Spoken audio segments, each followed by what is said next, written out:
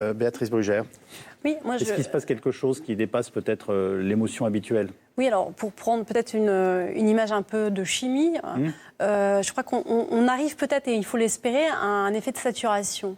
Devant ce que Pierre Conessa vient de dire très justement, une forme de terrorisme ou de low cost ou de djihadisme ou d'intimidation décomplexée. C'est-à-dire que depuis quand même des années, on voit de plus en plus cette idéologie décomplexée dans tous les secteurs en fait de la société et qui avance. Et peut-être qu'en effet, et il faut l'espérer,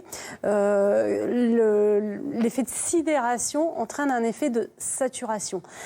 Ceci dit, quand je dis il faut l'espérer, c'est sur la longueur et la durée, ou en tout cas la trajectoire, qu'on pourra évaluer la capacité du politique à tenir ses promesses. Parce que ces promesses, ou en tout cas ces annonces, elles ont déjà été faites à de multiples reprises. Bien sûr. Je relisais avant de venir ici un article qui aurait pu être écrit aujourd'hui.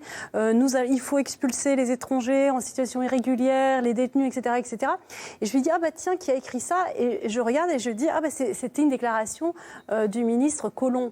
Donc c'était il y a maintenant 2 ans et demi. Donc si vous voulez, le problème, c'est que la réaction qu'on vient d'entendre, qui est une réaction de rigueur qui est extrêmement intéressante et qui est nécessaire et qui est ferme, faut-il encore qu'elle soit suivie des faits? Et pour ça, pour qu'elle soit suivie des faits et qu'on ne parte pas dans une surenchère à la fois politicienne, à la fois judiciaire, juridique, comme on connaît, il faut faire des lois, etc.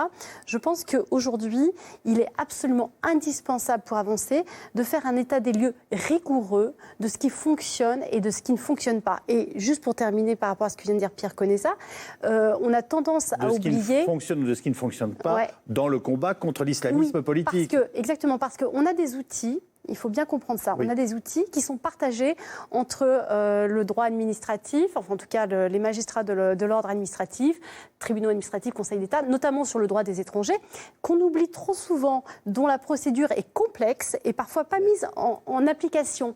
Et on pense toujours aux magistrats de l'ordre judiciaire parce qu'on est sur le terrain tout de suite lorsqu'il y a un attentat.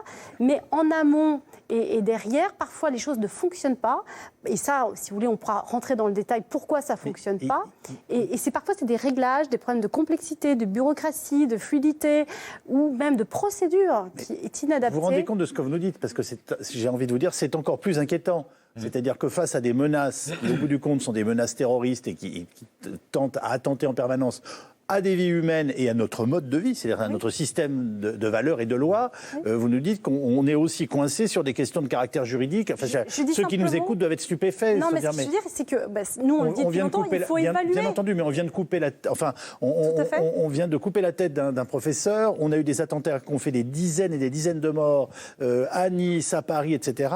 Et on peut buter sur des problèmes de ce type. Oui, objectivement. Mais objectivement, quand j'ai dit ça, et je redonne tout de suite la parole, on a aussi fait plein de pas en avant. C'est-à-dire que je ne veux pas avoir l'air d'être négative. On a fait aussi beaucoup de choses extrêmement positives, et on le sait puisqu'on a fait plein d'émissions là-dessus, y compris sur la lutte antiterrorisme, etc., etc. Mais il reste encore des trous dans la raquette extrêmement importants qu'il faut évaluer de façon rigoureuse et rationnelle.